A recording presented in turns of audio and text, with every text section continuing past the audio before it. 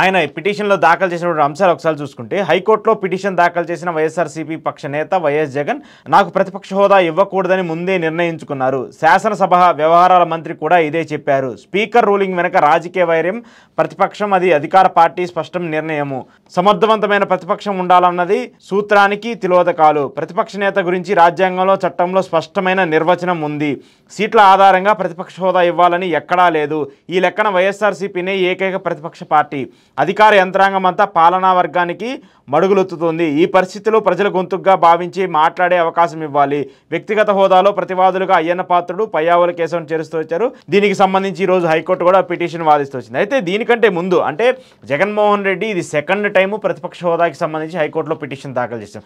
దీనికంటే ముందే జగన్మోహన్ రెడ్డి ఆల్రెడీ ఒకసారి ప్రతిపక్ష హోదా నాకు ఇవ్వండి అంటూ కూడా ఆయన హైకోర్టులో పిటిషన్ దాఖలు చేశారు. దానికి సంబంధించి కూడా హైకోర్టు ఇప్పటికే నోటీసులు స్పీకర్కి జారీ చేసింది. స్పీకర్ దానికి సంబంధించి హైకోర్టుకు వివరణ ఇవ్వాల్సిన బాధ్యత కూడా ఉంది. అయితే ఇప్పటివరకు కూడా దానికి సంబంధించి వివరణ ఇవ్వలేదంటూ కూడా మాట్లాడుతూ